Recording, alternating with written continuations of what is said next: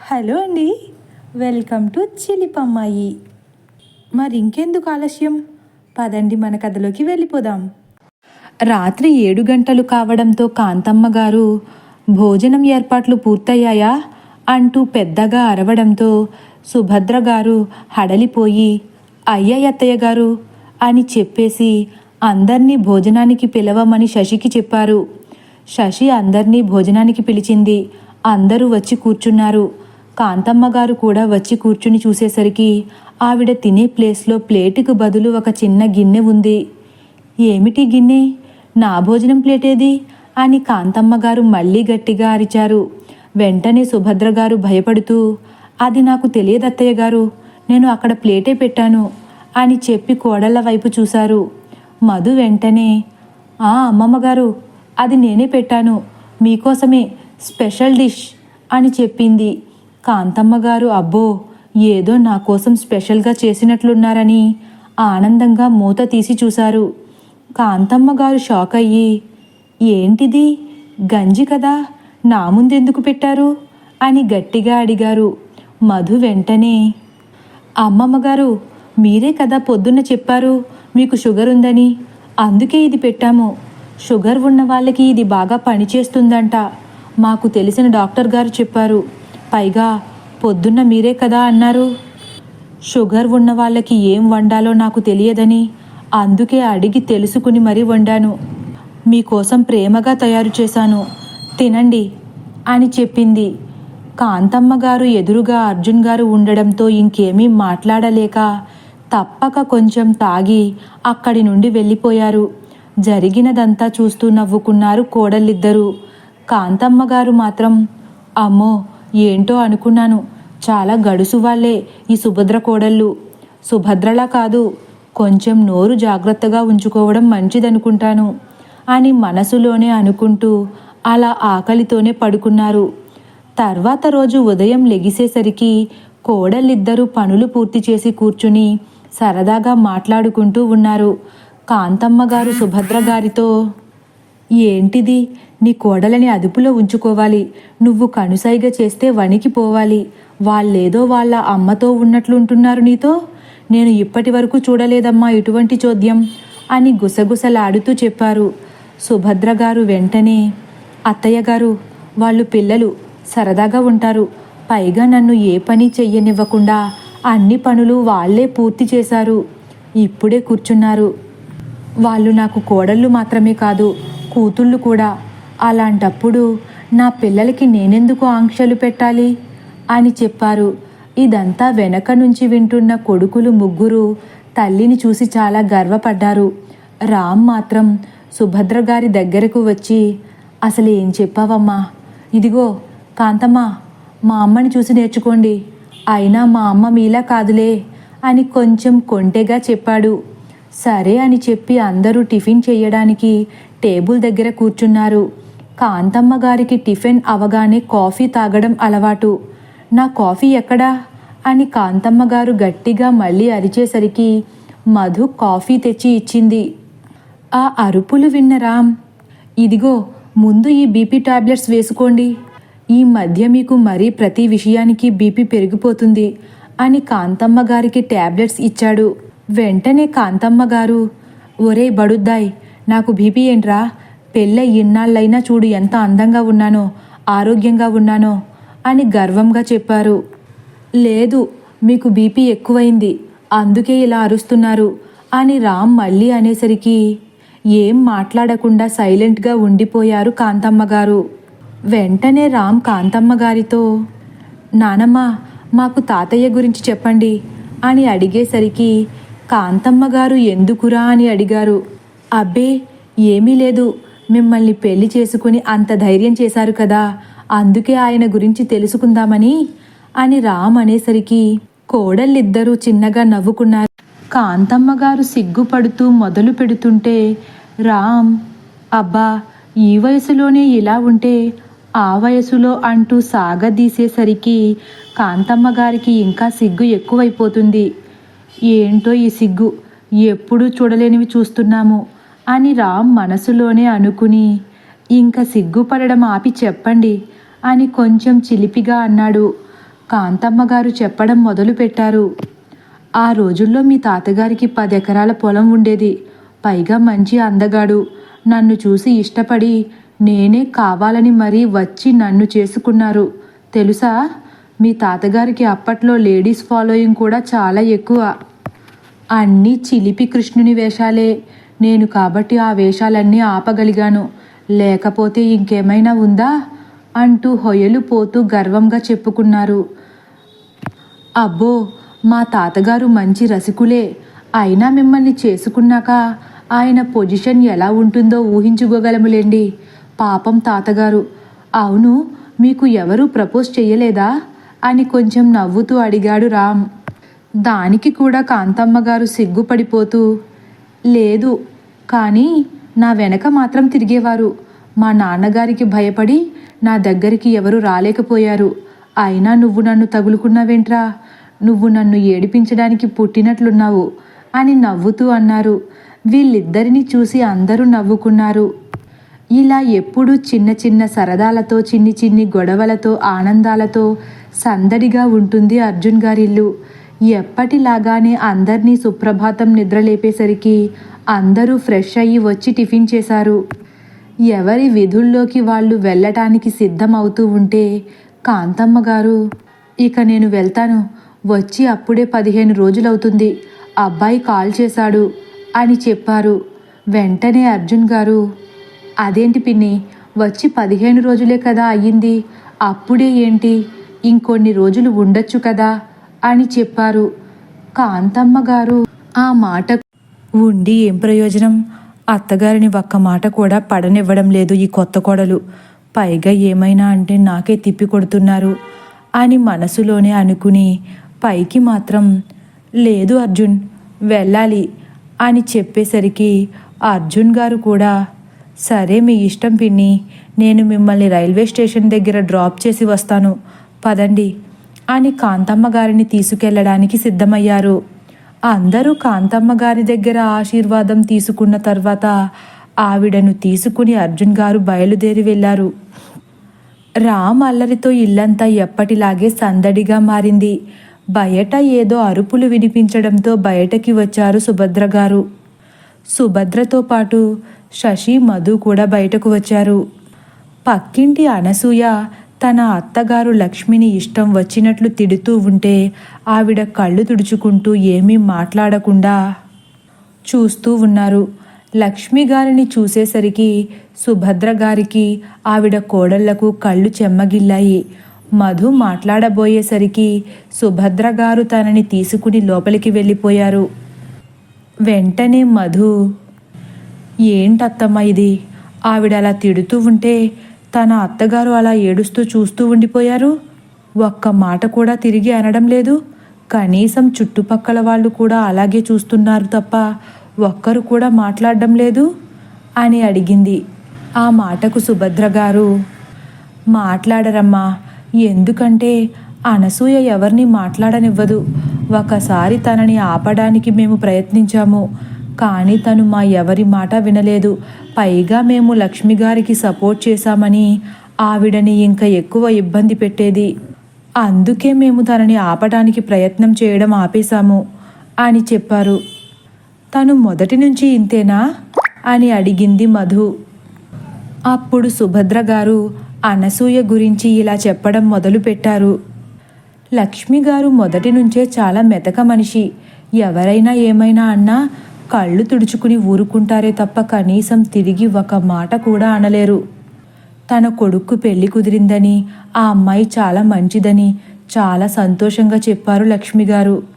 పెళ్ళయ్యాక కూడా చాలా రోజులు అనసూయ తన అత్తగారితో బాగానే ఉంది. కానీ ఎప్పుడైతే లక్ష్మి గారి కొడుకు తన మాట వినడం మొదలుపెట్టాడో అప్పట్నుంచే అత్తమామల్ని సరిగ్గా చూసేది కాదు. కానీ లక్ష్మి గారి భర్త ఉండడంతో లక్ష్మి గారిని మరీ అంత ఇబ్బంది పెట్టేది కాదు. ఇంట్లో మొగుడు, మామగారు లేనప్పుడు మాత్రం లక్ష్మి గారిని తన మాటలతో చాలా బాధ పెట్టేది. ఆవిడ చాలాసార్లు నాతో కూడా చెప్పుకుని బాధపడ్డారు.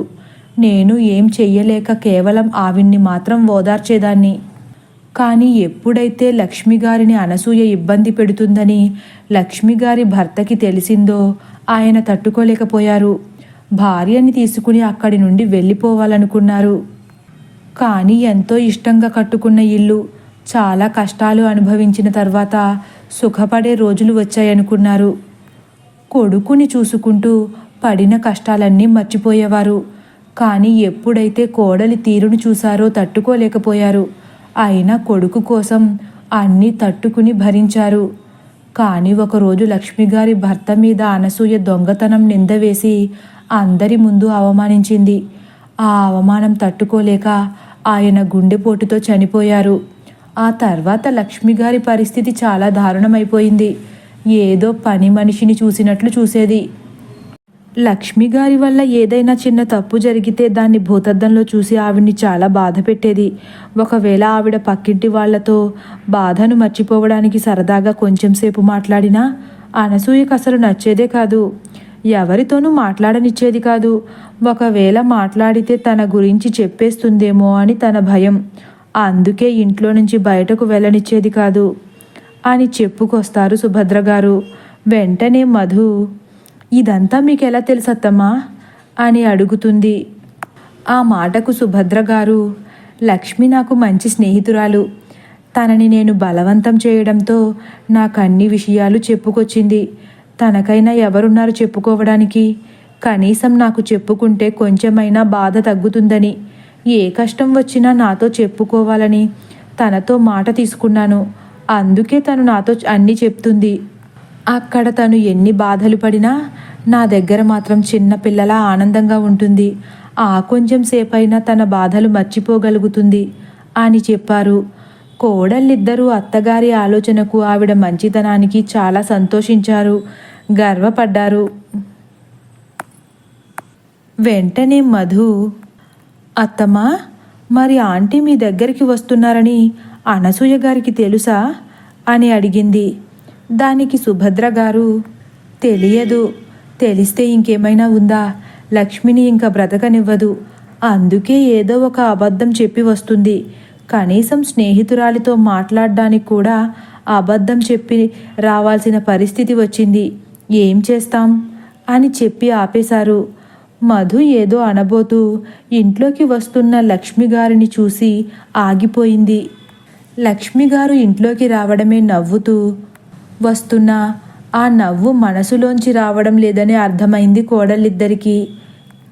ఏంటి అలా ఉన్నారు అంటూ పలకరించారు లక్ష్మిగారు. మేము బాగానే ఉన్నాం, కానీ నువ్వెలా ఉన్నావు అని అడిగారు సుభద్ర గారు. బాధనంతా గుండెల్లోనే దాచుకుని, నాకేంటి, ఎప్పుడు సంతోషంగానే ఉంటాను అని రాకపోయినా నవ్వు తెచ్చుకుంటూ మాట్లాడుతున్నారు లక్ష్మిగారు. లక్ష్మిగారిని గమనించిన మధుకి, శశికి కళ్ళలో నీళ్లు తిరిగాయి. సుభద్ర గారు మాత్రం కళ్ళలో నీళ్లు బయటకి కనపడనివ్వకుండా, ఏంటి, మీ హిట్లర్కి ఏం చెప్పొచ్చావు అని నవ్వుతూ అడిగారు. దానికి లక్ష్మిగారు, ఆ హిట్లర్కి నేనేమి చెప్పినా నచ్చదు. పైగా నా మీద అనుమానం ఒకటి. అది సర్లే, నేను గుడికి వెళ్తున్నానని అబద్ధం చెప్పి నీ దగ్గరకు వచ్చాను అని చెప్పారు. అదేంటి, ఎప్పుడూ నువ్వు వెళ్ళే వరకు గమనిస్తుంది కదా, నువ్వు రావడం చూస్తే నిన్ను ఇంకా ఇబ్బంది పెడుతుంది అని సుభద్ర గారు అనేసరికి, లేదులే, నేను గుడివైపే బయలుదేరి వెళ్ళాను. ఆ హిట్లర్ ఇంట్లోకి వెళ్ళగానే నేను రివర్స్ తిరిగి మీ ఇంటికి వచ్చాను కాబట్టి తను నన్ను చూడలేదులే అంటూ నవ్వుతూ చెబుతారు. కోడలు అన్ని కష్టాలు పెడుతున్నా ఆవిడ నవ్వుతూ మాట్లాడడం చూసి ఆశ్చర్యపోయారు మధు, శశి. ఈలోపు మధు కాఫీ తెచ్చి ఇద్దరికీ ఇచ్చింది.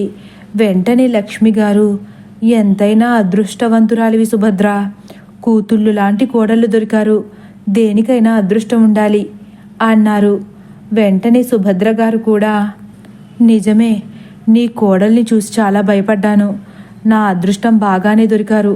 అయినా నువ్వు కూడా నేను చెప్పినట్లు వినలేదు. లేకపోతే నీకింత ఇబ్బంది ఉండేది కాదు అన్నారు. వెంటనే మధు కల్పించుకుని, ఏంటత్తమ్మ మీరనేది అని అడుగుతుంది. దానికి లక్ష్మిగారు, అవునమ్మా, సుభద్ర ముందే చెప్పింది. ఆ అనసూయ కుటుంబం గురించి తనకి తెలుసంట. నన్ను హెచ్చరించింది ఒకసారి ఆలోచించుకో అని. కానీ నా కొడుకు ఆ అమ్మాయిని తప్ప ఇంకెవరిని చేసుకోనని చెప్పడంతో మేము కూడా ఏం చెయ్యలేక ఆ అమ్మాయినే ఇచ్చి చేశాము, అందుకే ఇప్పుడు అనుభవిస్తున్నాము అంటూ చెప్పుకొచ్చారు. వెంటనే మధు ఆ మాటలకు, ఆంటీ, మరి మీ అబ్బాయి ఏం అనడం లేదా అని అడిగింది. వాడికి నేను మాటలు నేర్పగలిగాను గాని నా మాట కూడా కొంచెం వినాలని నేర్పలేకపోయానమ్మా. అందుకే వాడు భార్య మాట వినడం మొదలుపెట్టాక నేను ఉన్నానని కూడా మర్చిపోయాడు. అందుకే నేను మాట్లాడడం మానేసి చాలా రోజులైంది. కేవలం సుభద్ర దగ్గర ఉన్నప్పుడు మాత్రమే నాకు మాటలొచ్చనిపిస్తూ ఉంటుంది అని చెప్పుకొచ్చారు లక్ష్మి. ఆంటీ, మరి మీ అబ్బాయికి ఈ విషయం చెప్పొచ్చు కదా అని అడిగింది మధు. వాడే నా మాట వింటే నాకు ఇన్ని కష్టాలెందుకు? నేను ఏం చెప్తానేమో అని కనీసం నన్ను వాడితో మాట్లాడనివ్వడం లేదు. ఎప్పుడూ ఉద్యోగంలో బిజీగా ఉంటాడు, ఇంకా నాతో ఏం మాట్లాడతాడమ్మా అంటూ కొంచెం బాధ కలిగిన బయటకి కనిపించనీయకుండా చెప్పారు. వెంటనే సుభద్ర గారు కూడా, అవన్నీ వదిలేయ్, వచ్చావు కదా, కొంచెం సేపైనా సరదాగా ఉండు అంటూ నవ్వారు. అలా బాధలన్నీ మర్చిపోయి ఇద్దరూ కొంచెం సేపు సరదాగా మాట్లాడుకున్నారు. వాళ్ళిద్దరినీ చూసి మధు, శశి ఆనందపడ్డారు. శశి వెళ్ళి లక్ష్మి గారికి, సుభద్ర గారికి టిఫిన్ పెట్టింది. లక్ష్మి గారు వద్దన్నా తినేదాకా ఆవిడ్ని వదలలేదు మధు, శశిలు. టిఫిన్ పూర్తయ్యాక, ఇంకా లేట్ అయితే నా కోడలు ఏమంటుందో, నేను బయలుదేరతాను అని చెప్పి అక్కడి నుండి వెళ్ళిపోయారు. అర్జున్ గారు, కొడుకులు ముగ్గురు ఇంటికి రావడంతో మళ్ళీ ఎవరి పనుల్లో వాళ్ళు బిజీ అయిపోయారు సుభద్ర గారు, కోడళ్ళు. మధు, విష్ణు ఇద్దరు గొడవ పడుతూ ఉంటే మధ్యలో వచ్చిన అభిపై చూసుకోకుండా నీళ్లు పోసేసింది మధు. అభిపై నీళ్లు పోయడం చూసి శశి నవ్వుకుని మధు దగ్గరకు వచ్చింది. ఏమైంది మధు, ఎందుకు ఇద్దరు గొడవ పడుతున్నారు అని అడిగింది శశి. వెంటనే మధు, చూడక్క, మీ మరిది గారిని చాక్లెట్స్ తీసుకురమ్మంటే తీసుకురాలేదు. అది కాకుండా పనిలో బిజీ అయిపోవడం వల్ల మర్చిపోయాను అబద్ధం చెప్తూ, అందుకు నేను మాట్లాడనంటే మళ్ళీ నన్ను బ్రతిమాలుతున్నారు అని చెప్పింది. అది సర్లే గాని మధ్యలో మా ఆయన మీద నీళ్ళెందుకు పోసావు అంటూ నవ్వుతూ అడిగింది. అభి కూడా ఎందుకన్నట్లు మధు వైపు నవ్వుతూ చూశాడు. వెంటనే మధు, అది అంటే నేను విష్ణుగారి మీద నీళ్లు పోయబోయాను. మధ్యలో బావగారు ఎప్పుడొచ్చారో చూడలేదు, చూసుకోకుండా బావగారి మీద నీళ్లు పోసేశాను, సారీ బావగారు అంటూ రిక్వెస్ట్గా అభి వైపు చూసింది. ఏం పర్వాలేదమ్మా, ఇదేం పెద్ద విషయం కాదు. మీ అక్క కూడా కోపం వచ్చినప్పుడు చాలాసార్లు నా మీద నీళ్లు పోసింది. కాకపోతే నువ్వు గ్లాస్తో పోసావు, మీ అక్క అయితే బకెట్తో ఫుల్గా పోసేసి స్నానం చేయించేస్తుందంతే అంటూ నవ్వుతూ చెప్పారు. అభి మాటలకు అందరూ నవ్వుకుంటూ ఉండగా, ఇవిగో మీకు కావలసిన చాక్లెట్స్ అని రామ్ వచ్చాడు. మధు వెంటనే, నీకెలా తెలుసు అని అడిగింది. ఆ మాటకు రామ్, అన్నయ్య నాకు కాల్ చేసి చెప్పాడు చాక్లెట్స్ తీసుకురమ్మని అని చెప్పి మధు, శశి ఇద్దరికీ ఇచ్చాడు. మధు విష్ణు వైపు చూసేసరికి నవ్వుతూ సంతోషమా అన్నట్లు సైగ చేశాడు. మధు హా అన్నట్లు తల ఊపింది. ఒకరోజు ఎప్పటిలాగానే పక్కింట్లో నుంచి అరుపులు వినపడేసరికి సుభద్ర గారు, ఆవిడ కోడళ్ళు ఇద్దరూ బయటకు వెళ్ళారు. కానీ ఆశ్చర్యపడవలసిన విషయం ఏమిటంటే ఎప్పుడూ అత్తగారి మీద అరిచే కోడలు తలదించుకుని భర్తను చూస్తూ ఉంది. ఎప్పుడు అమ్మని తిడుతూ ఉన్నా కనీసం మాట కూడా మాట్లాడని కొడుకు భార్యని తిడుతూ ఉన్నారు. ఆ సన్నివేశం అక్కడ ఉన్న అందరినీ ఆశ్చర్యపరిచింది. కొడుకు కోడలిని తిడుతూ ఉంటే లక్ష్మిగారు కొడుకుని ఆపడానికి కూడా ప్రయత్నం చేస్తున్నారు. అయినా మాట వినకపోయేసరికి లక్ష్మిగారు పక్కనే నిల్చుని ఆపడానికి ప్రయత్నం చేస్తూనే ఉన్నారు. లక్ష్మిగారిని చూసిన అనసూయ ఆశ్చర్యానికి అవధులు లేకుండా పోయింది. అనసూయ కూడా భర్తతో గొడవ పడి అక్కడి నుండి వెళ్ళిపోయింది. లక్ష్మిగారి కొడుకు అమ్మని తీసుకుని లోపలికి వెళ్ళిపోయాడు. ఎప్పుడు గొడవ జరిగినా లక్ష్మిగారిని చూసి జాలిపడేవారు. ఒక విధంగా మంచే జరిగిందని సంతోషపడి అక్కడి నుండి వెళ్ళిపోయారు. కానీ ఏం జరిగిందో అర్థం కాని సుభద్ర గారు మాత్రం ఆ షాక్లోనే ఇంట్లోకి వెళ్ళారు. 1 గంట తర్వాత లక్ష్మిగారు, ఆవిడ కొడుకు సుభద్ర గారి ఇంటికి వచ్చారు. సుభద్ర గారు వాళ్ళిద్దరినీ ఇంట్లోకి రమ్మని స్నాక్స్ తీసుకుని రమ్మని మధుతో చెప్పారు. శశి మధు ఇద్దరూ కలిసి టిఫిన్ తీసుకొచ్చి సుభద్ర గారి పక్కనే నిల్చున్నారు. లక్ష్మి గారి కొడుకు వెంకట్ వెంటనే లెగిసి మధు దగ్గరకు వచ్చి, థ్యాంక్ యూ అమ్మా, నీ వల్ల నాకు నా తల్లి విలువ తెలిసింది, నా భార్య ఎటువంటిదో కూడా తెలిసింది. ఇన్నాళ్ళు మా అమ్మని నా భార్య ఎంత తిడుతూ ఉన్నా కేవలం చూడడం మాత్రమే నా వంత అయింది. కానీ ఈరోజు తనకి బుద్ధి వచ్చేలా చేశాను అని చెప్పారు. వెంటనే మధు, అన్నయ్య నాకు థ్యాంక్ యూ ఎందుకు? మీరు ఇన్నాళ్ళకైనా నిజం తెలుసుకున్నారు, అదే చాలు. కానీ మీరు ఒక తప్పు చేశారు అని అంది. వెంటనే వెంకట్, ఏంటమ్మా అది అని అడిగారు. ఎంతైనా అనసూయ మీ భార్య, మీరలా ఇంట్లోంచి బయటకు పంపించేయడం బాగోలేదు. ఇంట్లోనే ఉండనిచ్చి తను చేసిన తప్పేంటో తెలిసేలా చెయ్యవలసింది అని మధు అనేసరికి, లేదమ్మా, ఒక్కసారి ఇంట్లో నుంచి బయటకు వెళ్ళి చుట్టూ ఉన్న ప్రపంచం చూస్తేనే కానీ తనకు బుద్ధి రాదు. తల్లిలా చూసే అత్తగారినే హింస పెట్టింది, దానికి తగిన శిక్ష అనుభవించాలి కదా అని అన్నారు. మధు మీ ఇష్టం అన్నట్లు తల ఊపింది. ఇదంతా చూస్తూ ఉన్న సుభద్ర గారు, లక్ష్మి గారు, శశి ఆశ్చర్యంగా ఏం జరుగుతుంది ఇక్కడ అన్నట్లు చూస్తూ ఉండిపోయారు. వెంటనే సుభద్ర గారు మాత్రం, వెంకట్, నీకు నా కోడలు ఎలా తెలుసు? పైగా తన వల్లే నీకు నీ భార్య గురించి నిజం తెలిసిందంటున్నావు. మీరు ఇద్దరు ముందే పరిచయం ఉన్నట్లు మాట్లాడుకుంటున్నారు. ఏమీ అర్థం కావడం లేదు. అసలు ఏం జరిగింది అని కొంచెం ఆశ్చర్యంగాను ఆత్రంగాను అడిగారు. లక్ష్మి గారు కూడా ఏంటిది అన్నట్లు కొడుకు వంక చూశారు. వెంకట్ జరిగింది చెప్పడం మొదలుపెట్టాడు. నిన్న పొద్దున్న నేను లెగిసేసరికి నా ఒంటి మీద అక్కడక్కడ ర్యాషెస్ వచ్చాయి. ఏం జరిగిందో అని కంగారుగా అనసూయని పిలిచాను. అమ్మ కూడా ఏం జరిగిందో అని కంగారు పడుతూ నా దగ్గరికి వచ్చారు. అనసూయ వెంటనే డాక్టర్కి కాల్ చేసింది. అమ్మ కంగారు పడుతూ కూడా నా పక్కనే ఉండి నాకు ధైర్యం చెబుతూ ఉంది. నా భార్య మాత్రం డాక్టర్ గారు వస్తున్నారు, మీరేమీ కంగారు పడకండి అని చెప్పి అక్కడి నుండి వెళ్ళిపోయింది. డాక్టర్ గారు వచ్చి నన్ను చెక్ చేసి, ఇది ఒక అరుదైన జబ్బు, నన్ను ఎవరైనా ముట్టుకుంటే వాళ్ళకి కూడా వస్తుందని చెప్పి కొన్ని మందులు రాసి ఇచ్చి వెళ్ళిపోయారు. అంతే, నా భార్య ఇంకా నా చుట్టుపక్కలకి కూడా రాలేదు. కానీ మా అమ్మ మాత్రం నా పక్కనే ఉండి నాకు అన్ని సేవలు చేసింది. నేను అక్కడికి మా అమ్మని నా దగ్గరికి రావద్దని వారించాను. కానీ తను వినకుండా నాకు టిఫిన్, భోజనం అన్నీ తనే స్వయంగా తినిపించింది. అప్పుడే నాకు చిన్నప్పటి నుంచి మా అమ్మ నా గురించి చేసిన త్యాగాలన్నీ గుర్తుకొచ్చాయి. ఆ టైంలో కూడా మా అమ్మని అనసూయ ఇబ్బంది పెట్టడం మానలేదు. నన్ను ముట్టుకుందని మా అమ్మని ఇంట్లో ఏ వస్తువుని ముట్టుకోనివ్వలేదు. కనీసం భోజనం వండడానికి కూడా వంటింటిలోకి రానివ్వలేదు. మా అమ్మ ఎప్పుడో పెరట్లో ఉంచుకున్న కట్టెల పొయ్యి మీద భోజనం వండి తీసుకువచ్చి నాకు తినిపించింది. నన్ను మా అమ్మని ఏదో పురుగులను చూసినట్లు చూసింది. కనీసం నన్ను ఇంట్లో ఉన్న బెడ్ మీద కూడా పడుకోవడానికి వీల్లేదని చెప్పి బయటకు వెళ్ళిపోమంది. మా అమ్మ తన బెడ్పై పడుకోబెట్టి నాకు అన్ని సేవలు చేసింది. నాకు అప్పుడే మా అమ్మ విలువ తెలిసొచ్చింది. నా అజ్ఞానంతో ఇన్నాళ్ళు నా తల్లిని దూరం పెట్టినందుకు, నా తండ్రి మీద నింద పడినప్పుడు కనీసం ఆయనకి అండగా నిలబడలేనందుకు నాకు ఆ దేవుడు సరైన శిక్షే వేశాడు అని చాలా బాధపడ్డాను. కనీసం నా తల్లికి నా ముఖం కూడా చూపించలేకపోయాను. ఎక్కడో తప్పు చేశానన్న గిల్టీ ఫీలింగ్ నన్ను తొలచివేస్తుంది.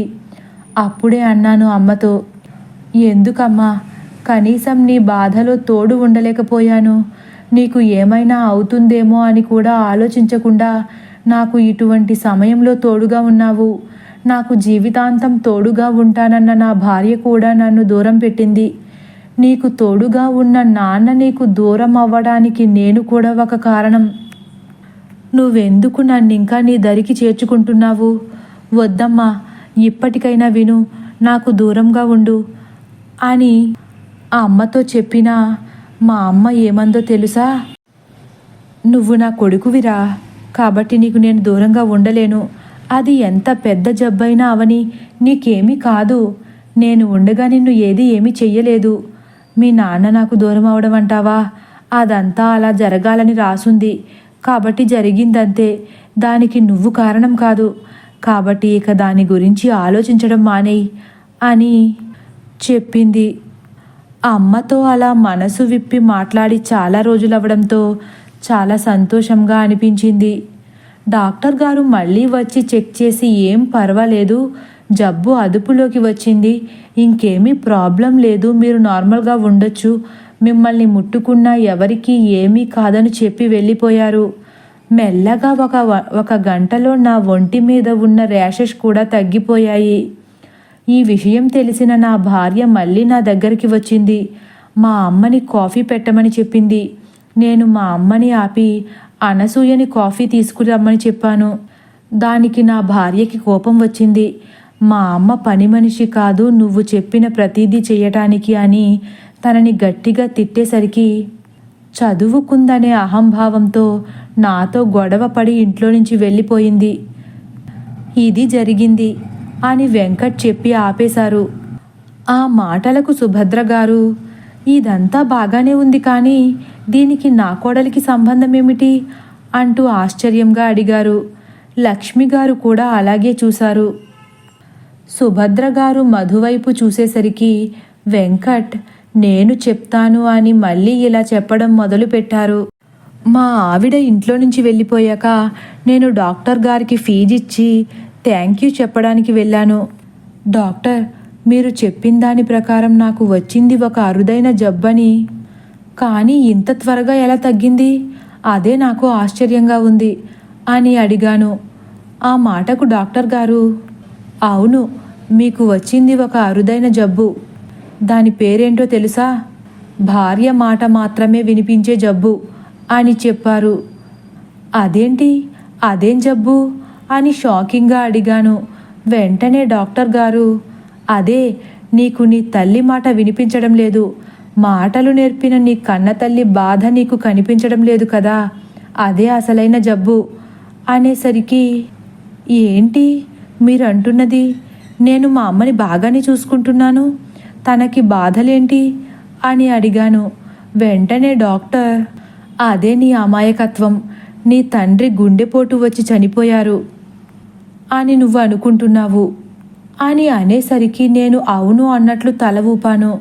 వెంటనే డాక్టర్, కాదు, తను చెయ్యని నేరానికి నీ భార్య ఆయన మీద నింద వేసింది, ఆ అవమాన భారాన్ని తట్టుకోలేక ఆయన ఊపిరి బలవంతంగా ఆపేసుకున్నారు. ఈ విషయం బయటకి వస్తే నీ పరువు పోతుందని, నువ్వు జీవితాంతం గిల్టీ ఫీలింగ్తో బ్రతకవలసి వస్తుందని నీ తల్లి నన్ను బతిమాలి ఈ విషయం బయటకు రానివ్వకుండా జాగ్రత్త పడ్డారు. అందుకే ఈ విషయం ఎవరికీ తెలియదు, ఒక్క నాకు, మీ అమ్మకి, మధుకి మాత్రం తెలుసు అని చెప్పారు. నేను షాక్ అయ్యి, అదేంటి, మధుకి ఎలా తెలుసు, అసలు మధుకి దీనికి సంబంధం ఏమిటి, మీకు మధు ఎలా తెలుసు అని క్యూరియస్గా అడిగాను. దానికి డాక్టర్ గారు, నువ్వు అడగవలసిన మొదటి ప్రశ్న మీ ఇంట్లో జరిగే విషయాలు నాకెలా తెలిసాయని అని అన్నారు. మీకెలా తెలుసు అని అమాయకంగా అడిగాను. నాకు మీ అమ్మ గురించి, అలాగే మీ నాన్నగారి మీద పడిన నింద గురించి మధునే చెప్పింది అని చెప్పారు. మధు మీకెలా తెలుసు అని అడిగాను. వెంటనే డాక్టర్, మధు నేను కలిసి ఇంటర్మీడియట్ వరకు కలిసి చదువుకున్నాము, ఎప్పుడూ ఇద్దరం చదువులో పోటీ పడుతూనే ఉండేవాళ్ళం, అలా మేమిద్దరం మంచి స్నేహితులమయ్యాం. తనకేదో అవసరమయ్యి ఈ క్లినిక్కి వచ్చింది, ఆ తర్వాతే తెలిసింది తనకి ఈ క్లినిక్ నాదే అని. అలా మేము మాట్లాడుకుంటూ ఉన్నప్పుడు తెలిసింది తను మీ ఇంటి పక్కన ఉంటుందని. నేను మీ ఫ్యామిలీ డాక్టర్నని అప్పుడే తెలిసింది తనకి. సుభద్ర గారు మీ అమ్మగారి గురించి తనతో చెప్పి బాధపడ్డారంట. తను నాకు విషయం అంతా చెప్పి ఎలాగైనా ఆవిడికి హెల్ప్ చేయాలని అడిగింది. అప్పుడే నేను మీ నాన్నగారి గురించి మధుకి చెప్పాను. మేమిద్దరం కలిసి ఇదంతా ప్లాన్ ప్రకారం చేసి నీకు మీ అమ్మ విలువ తెలియజేయాలనుకున్నాము. మా ప్లాన్ వర్కౌట్ అయ్యింది, నీకు నిజం తెలిసింది, అది చాలు అని చెప్పారు. నా కళ్ళు తెరిపించినందుకు మీకు నా కృతజ్ఞతలు. మిమ్మల్ని నా జీవితంలో మర్చిపోలేను. వాస్తవమని నమ్మిన అబద్ధం నుంచి నన్ను బయటపడేసినందుకు మీకు నేను జీవితాంతం రుణపడి ఉంటాను అని చెప్పేసరికి డాక్టర్ గారు, లేదు, దీనిలో నేను కేవలం ఒక పాత్రధారుడిని మాత్రమే, ఈ నాటక రూపకర్త సూత్రధారి మధునే, కాబట్టి థ్యాంక్ యూ తనకే చెప్పు అని చెప్పి నన్ను ఇక్కడికి పంపించారు అని జరిగినదంతా వెంకట్ అక్కడ అందరికీ చెప్పారు. అంతా విన్న సుభద్ర గారు, శశి మధు వైపు గర్వంగా చూశారు. లక్ష్మి గారు మధుని దగ్గరకు రమ్మని పిలిచి ఆవిడ ముందు కూర్చోపెట్టుకున్నారు. అమ్మా, నా గురించి మీ అత్తమ్మకి ఎప్పటి నుంచో తెలుసు. నాకు ఎన్నోసార్లు సాయం చేయాలని ప్రయత్నం చేసింది. కానీ నా కోడలికి భయపడి ఏం చెయ్యలేకపోయింది. నువ్వు మాత్రం నా గురించి తెలిసిన వెంటనే ఎవ్వరూ చెయ్యలేని పని చేశావమ్మా. నిజంగా అత్తకి తగ్గ కోడలు అనిపించుకున్నావు. నీ మేలు ఈ జన్మలో మర్చిపోలేను అంటూ మధుకి నమస్కారం చెయ్యబోయారు. మధు లక్ష్మిగారి చేతులు పట్టుకుని, లేదాంటీ, మీరు పెద్దవారు, నాకిలా నమస్కారం చెయ్యకూడదు. పెద్దవాళ్ళు చిన్నవాళ్ళ ముందు చేతులు జోడిస్తే చిన్నవాళ్ళకి ఆయుష్ తగ్గుతుందంటారు. మరి మీరు అంటూ నవ్వుతూ చెప్పింది.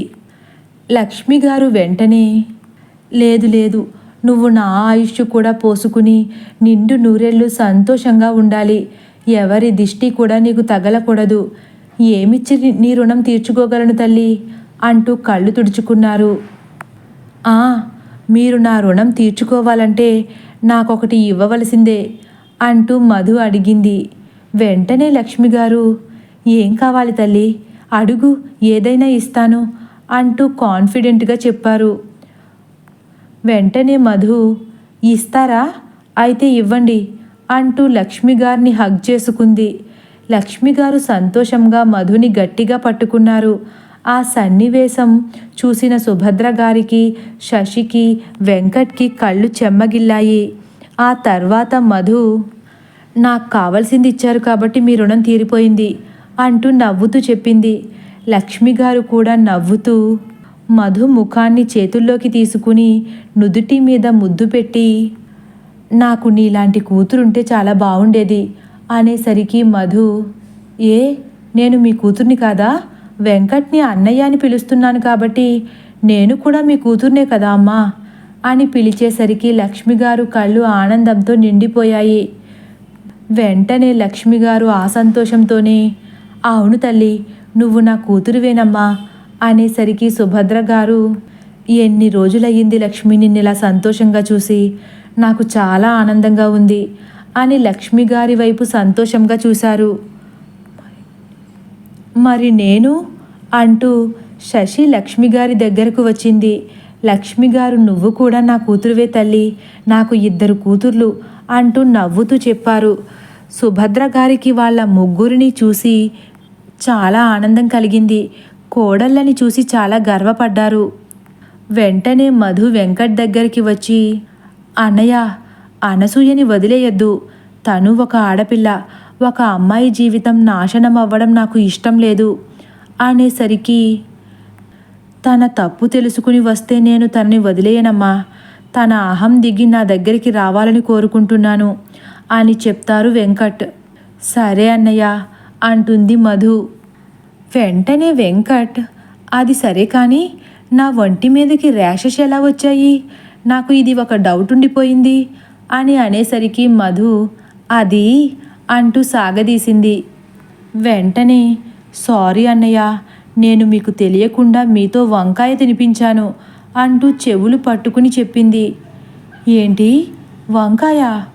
అయినా నాకు తెలియకుండా ఎలా తిన్నాను? నాకు టేస్ట్ తెలుస్తుంది కదా, అలా ఎలా తింటాను అని అడిగారు. వెంటనే మధు, అదే మా అత్తయ్య గారి చేతి వంట మహిమ. ఆవిడ వంకాయలో టమాటా కలిపి కూర వండారు. టమాటా ఎక్కువగా, వంకాయలు తక్కువగా వేసి చేశారు. పైగా వంకాయలను చిన్న చిన్న ముక్కలుగా కట్ చేసి వండారు. అందుకే మీకు తెలియలేదు అంటూ చెప్పింది. వెంటనే వెంకట్, అమ్మా, నా వెనుక ఇంత కుట్ర జరిగిందా, నాకు తెలియలేదే అని నవ్వుతూ అన్న. అప్పుడు లక్ష్మిగారు, అమ్మా, ఆ రోజు నువ్వు నన్ను పిలిచి మరీ కూర ఇస్తే ఏదో అనుకున్నాను. ఏం కూరని అడిగితే టమాటా అన్నావు. దాన్ని చూసినప్పుడే నాకు అనుమానం వచ్చింది, ఏదో తేడాగా ఉంది ఏంటనుకున్నాను. కానీ నువ్వు చెప్పావు కదా అని నమ్మకంగా నా కొడుక్కి పెట్టేశాను. అయినా పొద్దున్న వాడి ఒంటి మీద ర్యాషెస్ చూసినప్పుడు కూడా నాకు గుర్తుకు రాలేదు, వాడికి వంకాయ వండినప్పుడల్లా ఇలా ర్యాషెస్ వస్తాయని అని నవ్వుతూ చెప్పారు.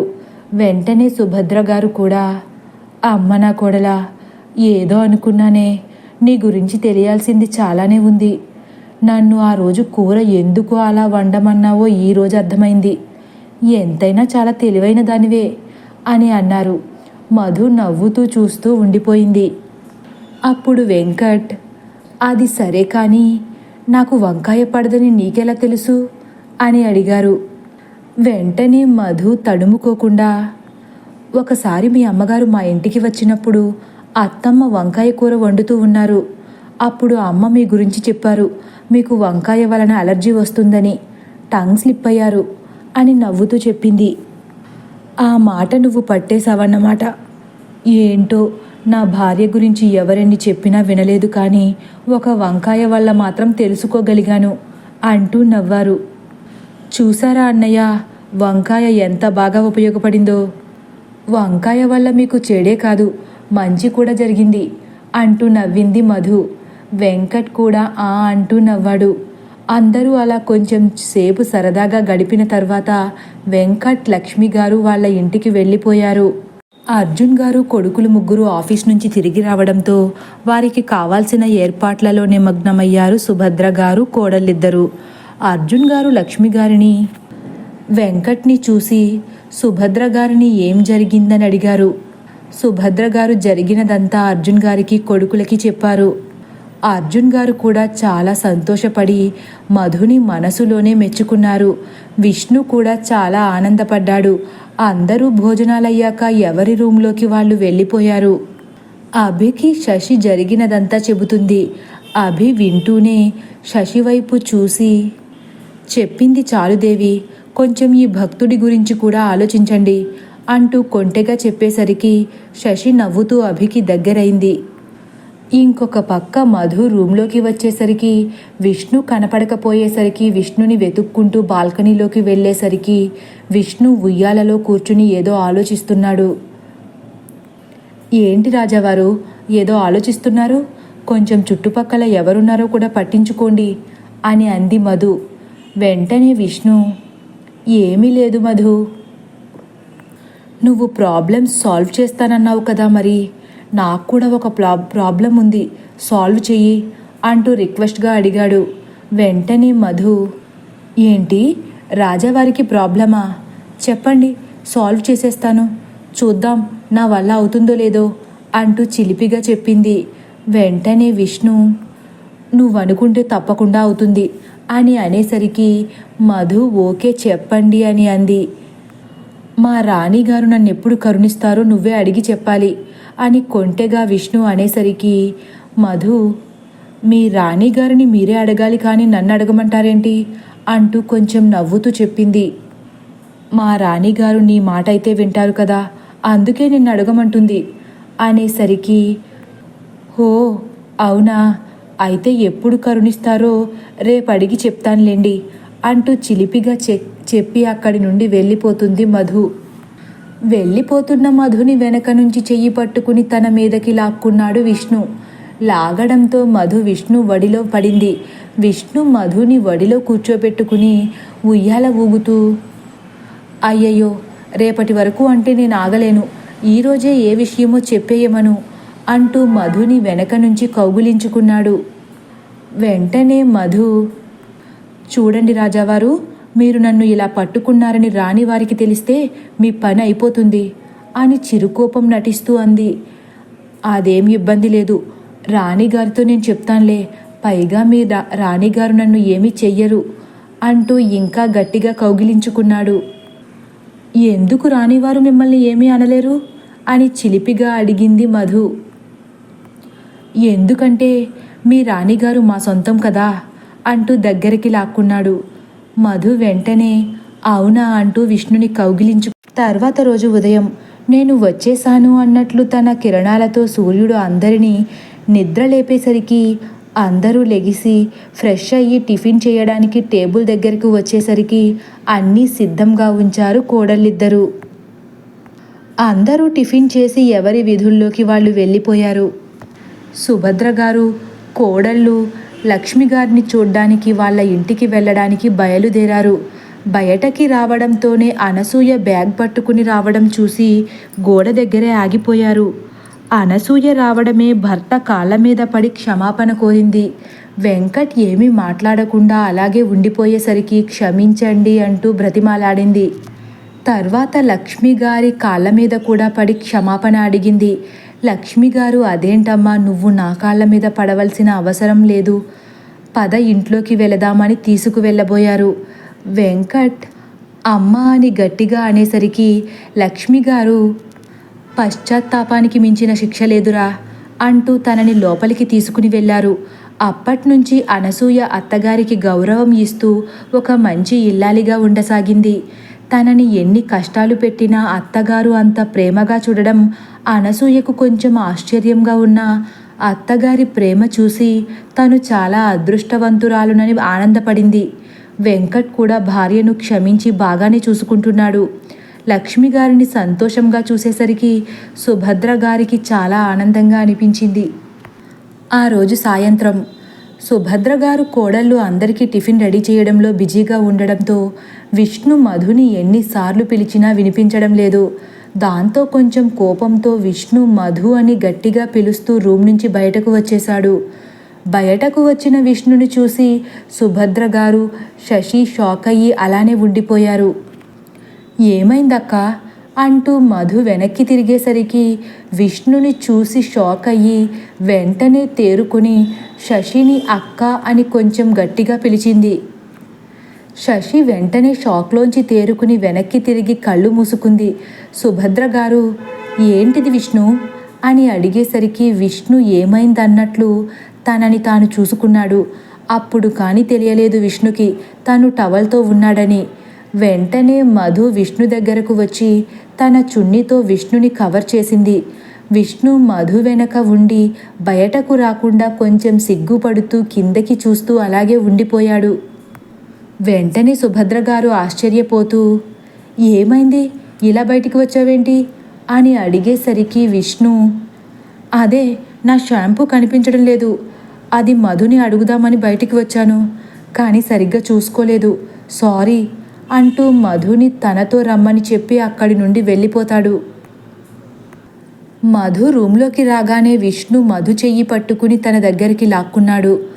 మధు, ఏంటిది, కొంచెం బయటికి ఎలా వస్తున్నారో చూసుకోవాలి కదా అంటూ తనని విడిపించుకుని దూరంగా జరిగింది. నా షాంపూ కనిపించడం లేదు, ఆ హడావిడిలోనే ఎలా వచ్చానో కూడా చూసుకోలేదు, ఆ అమ్మ వదిన ఏమనుకున్నారో, ఇప్పుడు వాళ్ళ ముందుకు ఎలా వెళ్ళాలి అంటూ అమాయకంగా ఫేస్ పెట్టి చెప్పాడు. మధు విష్ణుని చూసి నవ్వేసరికి విష్ణుకి కోపం వచ్చి బుంగమూతి పెట్టుకుని, చూడు నువ్వు కూడా నవ్వుతున్నావు, ఇంకా వాళ్ళ ముందుకు ఎలా రాగలను అని అన్నాడు. మధు నవ్వు ఆపుకుని అల్మారాలో ఉన్న షాంపూ బాటిల్ తీసుకువచ్చి విష్ణుకిచ్చింది. అప్పుడు మధు, మీరొక మంచి పని చేశారు తెలుసా అని అడిగింది. వెంటనే విష్ణు, ఏంటి అని అడిగేసరికి, కనీసం టవలైనా కట్టుకుని వచ్చారు, సంతోషం అంటూ చిలిపిగా చెప్పింది. విష్ణు మధు వంక కొంచెం కోపంగా చూస్తూ అలాగే ఉండిపోయాడు. వెంటనే మధు, ఇంకా వాళ్ళ ముందుకంటారా, మీరు ఫుల్గా బట్టలు వేసుకుని వస్తే ఎటువంటి ప్రాబ్లం ఉండదు, ఇలా సగం సగం ఎక్స్పోజ్ చేస్తూ వస్తేనే ప్రాబ్లం అని నవ్వుతూ చెప్పింది. వెంటనే విష్ణు కోపంగా, నిన్ను అంటూ తన దగ్గరకు వెళ్ళబోయేసరికి మధు అక్కడి నుండి పరిగెత్తుకుంటూ బయటకు వెళ్ళిపోయింది. విష్ణు నవ్వుకుంటూ ఫ్రెష్ అవ్వడానికి లోపలికి వెళ్ళాడు. అందరూ ఫ్రెష్ అయ్యి టిఫిన్ చేయడానికి టేబుల్ దగ్గరికి వచ్చారు. అప్పటికే జరిగినదంతా తెలిసిన అభిరామ్ నవ్వుతూ ఉంటే విష్ణు వెనక్కి తిరిగి వెళ్ళిపోబోయాడు. మధు వెనకే వెళ్ళి విష్ణుని తీసుకువచ్చి కుర్చీలో కూర్చోపెట్టింది. వెంటనే సుభద్ర గారు కూడా కాస్త కరుకుగా, చాలు, ఇద్దరూ ఇంకా ఆపండి, ఇంకొకసారి నా కొడుకుని చూసి నవ్వితే మర్యాదగా ఉండదు అంటూ రామ్ వైపు చూస్తూ, వీడు చిన్నప్పుడు కూడా టవల్ పొరపాటున జారితేనే సిగ్గుతో మళ్ళీ కట్టేసుకునేవాడు, నువ్వైతే అసలు ఒంటి మీద బట్టలు ఉండడానికి కూడా ఇష్టపడేవాడివి కాదు తెలుసా, ఎప్పుడూ బట్టలు లేకుండానే తిరిగేవాడివి అని నవ్వుతూ చెప్పేసరికి రామ్ తలదించేసుకున్నాడు. అది చూసి అందరూ నవ్వుకున్నారు. విష్ణు కూడా మనసులో, అమ్మయ్య ఆ అమ్మ మధు ఉన్నారు కాబట్టి సరిపోయింది అని మనసులో అనుకుంటాడు. టైం అవ్వడంతో ఎవరి పనుల్లోకి వాళ్ళు వెళ్ళిపోయారు. సుభద్ర గారు కోడళ్ళు మాత్రం పనులన్నీ పూర్తయిపోయాక సరదాగా కూర్చుని మాట్లాడుకుంటున్నారు. సరిగ్గా అప్పుడే లక్ష్మి గారు తన కోడలి తల్లిదండ్రులను తీసుకుని సుభద్ర గారి ఇంటికి రావడంతో వాళ్ళని ఆహ్వానించారు కోడళ్ళిద్దరూ. వాళ్ళకి టిఫిన్ తీసుకువచ్చి సుభద్ర గారి పక్కనే కూర్చున్నారు శశి మధు. అనసూయ తండ్రి మధు వైపు చూసి, అమ్మా, నీకెలా కృతజ్ఞతలు చెప్పుకోను, నా కూతురి కాపురాన్ని, నా ఇంటి పరువుని నిలబెట్టావు అని చెప్పేసరికి మధు, లేదంకుల్, మీరు అలా మాట్లాడకూడదు. ఆ ప్లేస్లో ఎవరున్నా నేను అలానే చేసేదాన్ని. మా అమ్మ, అదే మీ అమ్మగారు, అత్తమ్మ సంతోషంగా ఉన్నారు, అది చాలు నాకు అని చెప్పింది. వెంటనే లక్ష్మి గారు, మధు మీకెలా తెలుసు అని అనసూయ తండ్రి. దానికి ఆయన నవ్వుతూ, నాకు మధు ఎలా ఉంటుందో తెలియకపోవచ్చు కానీ తన మనస్తత్వం మాత్రం బాగా తెలుసు అని చెప్పారు. వెంటనే లక్ష్మి గారు కూడా, అవునండి, తన మనస్తత్వం చాలా మంచిది, తనే ఇదంతా జరగడానికి కారణం అని జరిగిందంతా చెప్పుకొచ్చారు. అనసూయ తండ్రి గారు నాకు ఇదంతా తెలుసు అనేసరికి అందరూ ఆయన్నే చూస్తూ ఉండిపోయారు. లక్ష్మి గారు, మీకెలా తెలుసు అని అడిగారు. దానికి అనసూయ తండ్రి గారు, ఇక్కడ జరిగే విషయాలన్నీ నాకు తెలుసు. నా కూతురు మిమ్మల్ని బాధ పెట్టడం, మీరు ఎవరికీ చెప్పుకోలేక అంత బాధని దిగమింగుకోవడం, బావగారి మీద నింద వేయడం అన్నీ నాకు తెలుసు. మా అమ్మాయి మా ఇంటికి వచ్చే గంట ముందు నాకు ఫోన్ చేసింది. ఆ కాల్ చేసింది మధునే. నాకు అన్ని విషయాలు చెప్పి ఇప్పుడు మీ అమ్మాయి ఇంటికి వస్తుంది, తనని ఇప్పుడు మీరు చేరదీస్తే ఎప్పటికీ అత్తగారి విలువ, భర్త విలువ తెలుసుకోలేదు, కాబట్టి కొంచెం కష్టతరమైనా సరే తనని రానివ్వద్దు అని చెప్పింది. మేము కూడా మధు చెప్పినట్లే విని అనసూయ వస్తే భర్తతోనే రమ్మని చెప్పాము.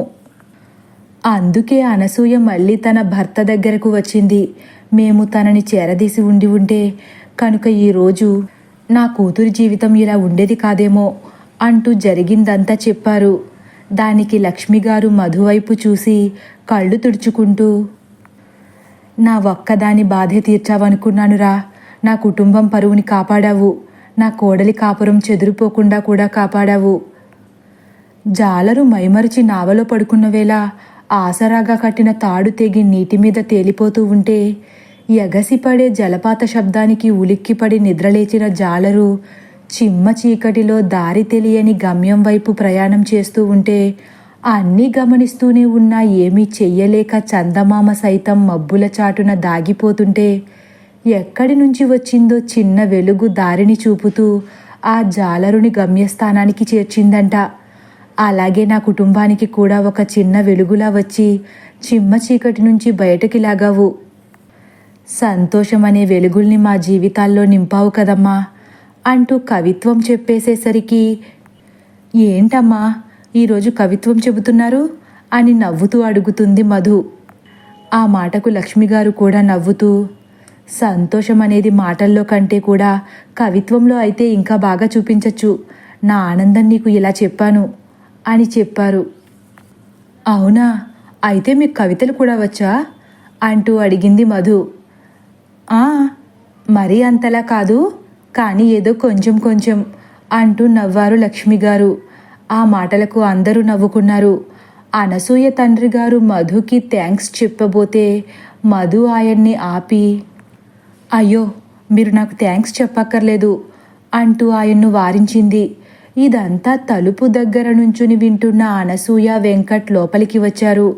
అనసూయ జరిగినదంతా వినడం వల్ల మధు దగ్గరకి వచ్చి థ్యాంక్స్ చెప్పి తను చేసిన తప్పులన్నీ క్షమించమని అందరినీ అడిగింది. మధు పశ్చాత్తాపానికి మించిన ప్రాయశ్చిత్తం లేదు కాబట్టి నువ్వు ఎవరిని క్షమాపణ అడగవలసిన అవసరం లేదని చెప్పింది. ముందుగానే అర్జున్ గారు, అభి, విష్ణు కూడా వచ్చేసరికి అందరూ కలిసి ఆనందంగా గడిపారు. ట్రైన్కి టైం అవ్వడంతో అనసూయ తల్లిదండ్రులు అందరికీ చెప్పి బయలుదేరి వెళ్ళిపోయారు. అందరూ స్నాక్స్ తిన్నాక అర్జున్ గారు, సుభద్ర గారు రెస్ట్ తీసుకోవడానికి వాళ్ళ గదికి వెళ్ళారు. రామ్ కూడా ఏ ఇంపార్టెంట్ కేసు లేకపోవడంతో ఇంటికి వచ్చేశాడు. 2 జంటలు, రామ్ అందరూ కలిసి మేడపైకి వెళ్ళి రౌండ్గా కూర్చున్నారు. అప్పుడు అభి, ఇదేం కంపెనీయో చిరాకు తెప్పించేస్తున్నారు. వాళ్ళు చెప్పిందే రాజ్యం, ఏదో పని వాళ్ళను చూసినట్లు చూస్తూ ప్రాణం తీసేస్తున్నారు అంటూ కొంచెం చిరాగ్గా మాట్లాడాడు. వెంటనే విష్ణు కూడా, అవునన్నయ్య, చాలా ఇబ్బంది పెట్టేస్తున్నారు, నాకు కూడా చిరాకు వచ్చేస్తుంది అంటూ చెప్పేసరికి రామ్ నవ్వుతూ, నాకు ఇటువంటి ప్రాబ్లమ్స్ ఏమీ ఉండవు, తప్పు చేసి నాకు దొరికితే ప్రాణం తీసేస్తాను అంటూ అనేసరికి విష్ణు కూడా నవ్వుతూ, నీ పని బెటర్రా అంటాడు. ఇంతలో శశి, అంత ఇబ్బందిగా ఉంటే ఈ ఉద్యోగం మానేసి పోని ఏదైనా ట్రై చేయొచ్చుగా అంటుంది. దానికి విష్ణు, లేదు దినా, ఏ కంపెనీ అయినా ఇలాగే ఇబ్బంది పెడతారు, ఏం చేస్తాం, తప్పదు అని చెబుతాడు. వెంటనే మధు, తప్పుతుంది అని అంది. అభి, ఎలా తప్పుతుందమ్మా, ఎక్కడ పనిచేసినా అంతే కదా అనేసరికి, లేదు బావగారు, తప్పుతుంది అని మళ్ళీ చెప్పింది మధు. ఎలారా అంటూ క్యూరియస్గా అడిగారు విష్ణుగారు. మీరే సొంతంగా ఒక కంపెనీ పెట్టండి, అప్పుడు ఇటువంటి ఇబ్బందులుండవు కదా అని చాలా తేలికగా చెప్పేసింది. అది కష్టమమ్మా అంటాడు అభి. లేదు బావగారు, అనుకోవాలే కానీ సాధించలేనిదంటూ ఏముంటుంది అంటూ మధు మళ్ళీ చెప్పేసరికి, కానీ అంటూ ఆగిపోతాడు అభి. బావగారు, ఇంట్లో మీరిద్దరు జాబ్ చేస్తున్నారు కాబట్టి ఏం చెయ్యాలో ఎలా చెయ్యాలో అన్నీ మీకు తెలుసు, సో ఎటువంటి ఇబ్బంది ఉండదు అని మళ్ళీ అంది మధు. ఈ ఐడియా మిగతా వాళ్ళకు కూడా నచ్చింది, అందరూ ఐడియా బాగానే ఉందనుకున్నారు. సరే అమ్మా, కానీ ఇద్దరమే అన్నీ చెయ్యలేము కదా అని అభి అనేసరికి మధు, బావగారు, మీకు తోడుగా నేను అక్క ఉన్నాం కదా, మేం కూడా బాగానే చదువుకున్నాము, మాకు కూడా ఒక కంపెనీ ఎలా రన్ చేయాలో తెలుసు, సో నో ప్రాబ్లం అని చెప్పేసరికి వెంటనే అభి, అన్నీ ఓకేనమ్మా, కానీ డబ్బెలా అని అడిగాడు. మనమందరూ చదువుకున్నాం కాబట్టి మనకి బ్యాంక్ లోన్ వస్తుంది, దాంట్లో ప్రాబ్లం లేదు కదా అని మళ్ళీ మధు అనేసరికి, కానీ అది సరిపోతుందా అని అనుమానంగా చూశాడు అభి. బావగారు, మా దగ్గర నగలు కూడా ఉన్నాయి కదా, అవి కూడా బ్యాంకులో పెడదాము అని చెప్పింది. నగలా, వద్దులేమ్మా అని అభి అనేసరికి మధు వెంటనే, పర్వాలేదు, ఏమీ కాదు, డెఫినెట్గా విజయం సాధిస్తాము, అప్పుడు బ్యాంకు వెళ్ళి తెచ్చేసుకుందాం, ఇదేమి పెద్ద విషయం కాదు కదా అంటూ నచ్చ చెప్పింది. సరే అయితే, అన్నీ కలిపితే సరిపోతాయి, ఇంకా మిగులుతాయి కూడా, నాన్నతో కూడా మాట్లాడి డిసైడ్ చేద్దాము అని చెప్పాడు అభి. వెంటనే విష్ణు కూడా, అయితే మనకు ష్యూరిటీ సంతకం ఎవరు పెడతారు అని అడిగాడు. మధు కొంచెం నవ్వుతూ, పోలీస్ ఆఫీసర్ గారు ఉన్నారు కదా అంటూ చెప్పింది. వెంటనే రామ్, సరే పెట్టేస్తాను, ఏమవుతుంది, పర్లేదు, నాకు మా అన్నయ్యల మీద నమ్మకం ఉంది అనేసరికి శశి, మధు ఒక్కసారిగా రామ్ వైపు చూశారు. మీ మీద కూడా చాలా నమ్మకం ఉంది వదినలు, అలా చూడకండి, సిగ్గేస్తుంది అని రామ్ మళ్ళీ అనేసరికి మధు వెంటనే, అరే సార్ సిగ్గుపడుతున్నారేంటి అని అంటుంది. అలా అందరూ సరదాగా నవ్వుకున్నారు. అప్పుడు అభి, సరే మనం అనుకున్నట్లుగానే బిజినెస్ పెట్టేస్తాము, ఎప్పుడు ఒకవైపే ఆలోచించలేం కదా, పొరపాటున నెగిటివ్ రియాక్షన్ ఏదైనా వస్తే అంటూ సాగదీశాడు. అవును, మీరు చెప్పింది నిజమే, సరే నా దగ్గర ఒక ప్లాన్ ఉంది అని మధు చెప్పేసరికి విష్ణు ఏమిటని అడిగాడు. బావగారు చెప్పిన దాని ప్రకారం మనకు కావాల్సిన దానికంటే ఎక్కువ డబ్బులే వస్తాయి కాబట్టి ఇంకొక బిజినెస్ కూడా స్టార్ట్ చేద్దాం అని చెప్పింది మధు. వెంటనే విష్ణు నోరెళ్ళబెట్టి, రెండా, కష్టమవుతుంది కదా అంటూ సాగదీశాడు. కష్టం అవ్వదు, మీరిద్దరూ ఒక బిజినెస్ రన్ చేయండి, నేను అక్క ఒకటి రన్ చేస్తాము, ఒకటి ఫెయిల్ అయినా రెండోది సక్సెస్ అవుతుంది కదా అని అంటుంది మధు. రామ్ కూడా అవును, వదిన చెప్పింది కరెక్ట్ అని అన్నాడు. అభి కూడా సరే అని చెప్పి ఒప్పుకున్నాడు. ఉదయమే ఆ సూర్యుని ఉషస్సు వారి మోమును స్పర్శించి నిద్రలేపేసరికి కానీ అర్థం కాలేదు వాళ్లకు రాత్రంతా మాటల్లో పడి అక్కడే నిద్రపోయారని. అందరూ లెగిసి ఎవరి గదుల్లోకి వాళ్ళు వెళ్ళి ఫ్రెష్ అయ్యి టిఫిన్ చేయడానికి డైనింగ్ టేబుల్ దగ్గరికి వచ్చారు. అభి, విష్ణు రాత్రి వాళ్ళు మాట్లాడుకున్న దాని గురించి, వాళ్ళు పెట్టబోయే కొత్త బిజినెస్ గురించి అర్జున్ గారికి, సుభద్ర గారికి చెప్పారు. అర్జున్ గారు కూడా సరే అనడంతో అందరూ సంతోషించారు. వాళ్ళు అనుకున్న దానికంటే తొందరగానే కంపెనీలు స్టార్ట్ చేయడం జరిగింది. వాళ్ళ తెలివితేటలు బాగా ఉపయోగించడం వల్ల 2 కంపెనీలు సక్సెస్ఫుల్ అయ్యాయి. బ్యాంకు నుంచి తీసుకున్న అప్పులు కూడా త్వరగానే తీర్చేసి నగలను కూడా ఇంటికి తీసుకుని వచ్చేశారు. టైం దొరకడంతో సరదాగా రామ్, మధు కేరమ్స్ ఆడుకుంటూ కాయిన్స్ కోసం గొడవ పడుతూ ఉన్నారు. శశి కూడా వాళ్లతో కూర్చుని ఉంది. కానీ కొంచెం నలతగా ఉండడంతో అంతలా మాట్లాడకుండా సైలెంట్గా ఉంది. అభి, విష్ణు కూడా రావడంతో వాళ్లతో కూర్చుని ఆట ఆడదాం, ఇంకా గొడవలు ఆపండి అంటూ ఆట మొదలుపెట్టారు. శశికి కొంచెం ఇబ్బందిగా ఉండడంతో అక్కడి నుంచి లెగిసి పడుకోవడానికి తన రూమ్కి వెళ్దామని కొంచెం తూలుతూ నడుస్తుంది. అది గమనించిన అభి తన వెనకే వెళ్తాడు. దారిలోనే కళ్ళు తిరిగి పడిపోబోతుంటే వెనక నుంచి వచ్చిన అభి శశిని పడిపోకుండా పట్టుకున్నాడు. కంగారుగా అందర్నీ పిలవడంతో ఏం జరిగిందో అని అందరూ వచ్చేశారు. ఎంత లేపుతున్నా శశి కళ్ళు తెరవకపోయేసరికి అభి కంగారు పడిపోయాడు. వెంటనే మధు డాక్టర్కి ఫోన్ చేసి తిరిగి వచ్చేసరికి అభి కళ్ళలో నీళ్లు చూసి అక్కంటే ఎంత ప్రేమో బావగారికి అని మనసులో అనుకుని అక్కకేం కాదు అని ధైర్యం చెబుతుంది. అభి శశిని ఎత్తుకుని తీసుకుని వెళ్ళి బెడ్పై పడుకోబెట్టాడు. ఒక్క నిమిషం కూడా చెయ్యి వదలకుండా పక్కనే కూర్చున్నాడు. డాక్టర్ వచ్చి శశిని చెక్ చేసి రూమ్లో నుంచి బయటకు వచ్చేసరికి అభి కంగారు పడుతూ ఏం జరిగింది అని అడిగాడు. కంగారు పడాల్సిన అవసరమేమీ లేదు, తను ప్రెగ్నెంట్ అని డాక్టర్ నవ్వుతూ అనేసరికి అందరూ చాలా ఆనందపడ్డారు. వెంటనే డాక్టర్ గారు కూడా కాకపోతే తను చాలా వీక్గా ఉంది కాబట్టి కొంచెం బలం వచ్చేలా ఫుడ్ పెట్టి జాగ్రత్తగా చూసుకోండి అని చెప్పి వెళ్ళిపోయారు. శశికి కూడా మెలకువ వచ్చి విషయం తెలిసి చాలా ఆనందపడింది. డాక్టర్ గారు చెప్పినట్లే శశిని చాలా జాగ్రత్తగా చూసుకుంటున్నారు కుటుంబ సభ్యులు. అలా సరదాలతో సంతోషాలతో అర్జున్ గారి ఇల్లు చాలా సందడిగా గడుస్తుంది.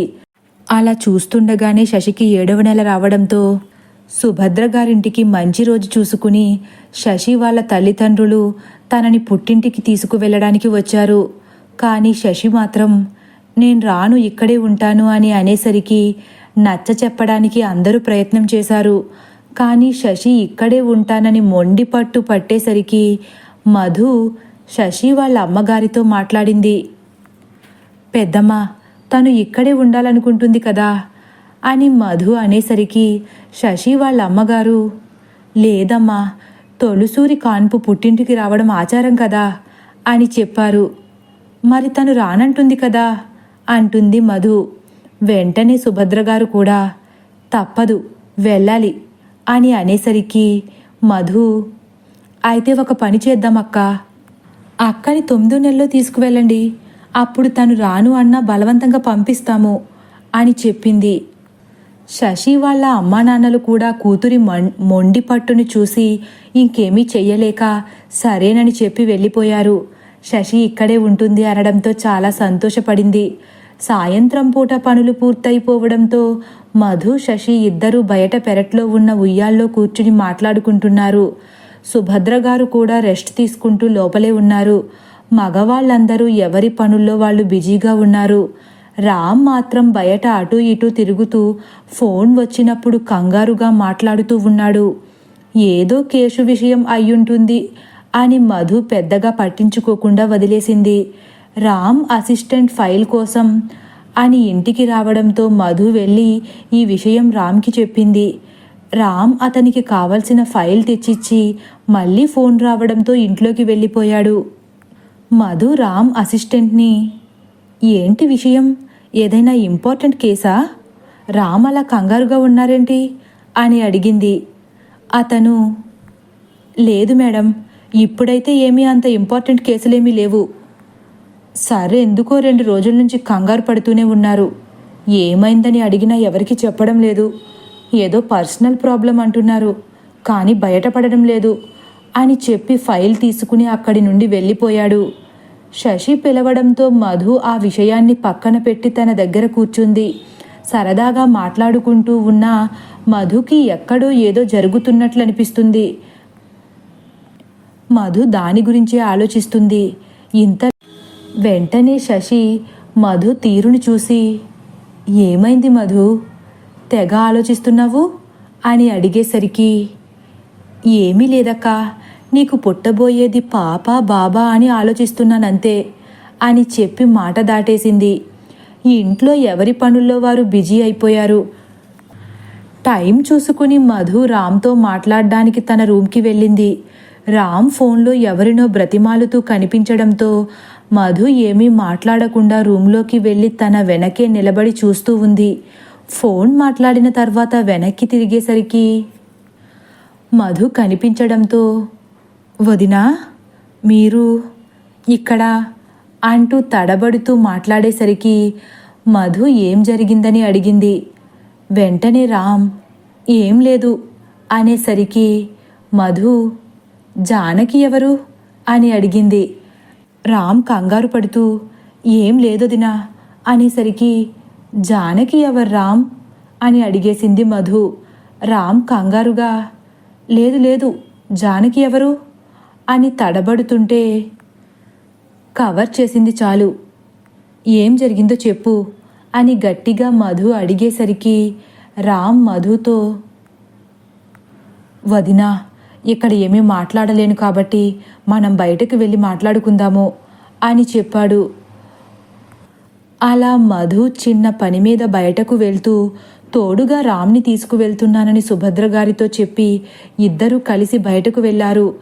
రామ్ మధుని రెస్టారెంట్కి తీసుకువెళ్ళాడు.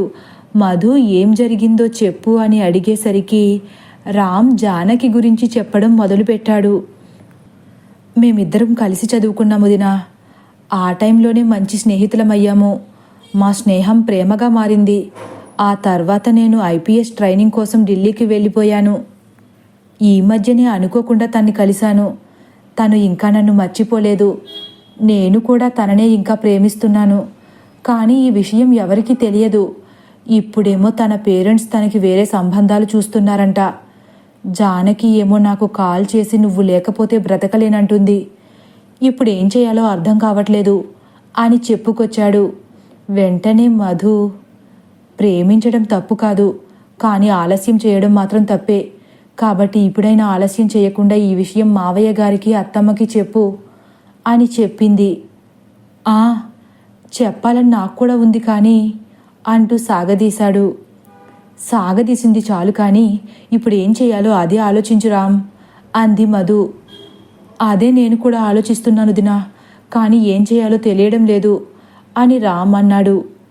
ధైర్యంగా వెళ్ళి అమ్మాయి తరపు వాళ్ళని ముందు ఒప్పించు, తర్వాత మన ఇంట్లో ఒప్పించచ్చు అని చెప్పింది మధు. జాను, అదే జానకి వాళ్ళ నాన్నగారితో మాట్లాడాలంటేనే భయం వేస్తుంది, ఎలా అని అమాయకంగా అన్నాడు రామ్. భయం ఎందుకు రామ్? అయినా ఇప్పటి వరకు లేని భయం ఇప్పుడు సడన్గా వచ్చేసిందా నీకు? నువ్వు ఒక పోలీస్ ఆఫీసర్ అని మర్చిపోకు అని చెప్పేసరికి, పోలీస్ ఆఫీసర్నే కానీ ఆయన్ని చూస్తేనే భయమేస్తుంది వదినా, ఏం చెయ్యను అంటాడు రామ్. ఆయనెవరు అని నవ్వుతూ అడిగింది మధు. ఆయన అంటే మా మాంగారు. ఆయన ఏంటొదినా మీరు ఈ టైంలో కూడా జోకులు వేసి నన్ను ఏడిపించడానికి కాకపోతే అని అంటాడు. ఎందుకంతలా భయపడుతున్నావు రామ్ అని అడిగింది మధు.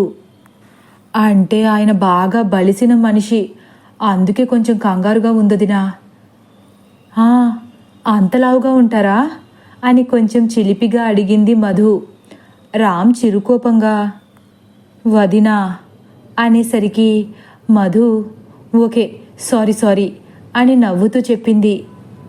సరే వెళ్ళు అంది మధు. ఎక్కడికి అని అయోమయంగా చూస్తాడు రామ్. అదే బాగా బలిసిన మీ మామగారింటికి అంది మధు. ఇప్పుడు అక్కడికెందుకు అని రామ్ భయపడుతూ అడిగేసరికి, అదే రామ్, ఆయనకి ఆస్తులు బాగా ఎక్కువగా ఉన్నాయన్నావు కదా, నీ పేరు మీద ఏమైనా రాస్తారేమో కనుక్కునిరా అంటుంది మధు. అయినా నా పేరు మీద ఎందుకు రాస్తారు అని అమాయకంగా చూస్తాడు రామ్. వెంటనే మధు, బాబు ట్యూబ్లైట్, అసలు నువ్వు పోలీస్ ఎలా అయ్యావు అంది. రామ్ ఒక్కసారే వదినా అనేసరికి మధు, అదే నువ్వు వెళ్ళి నీ పెళ్లి గురించి మాట్లాడిరా అంటున్నాను అంటుంది.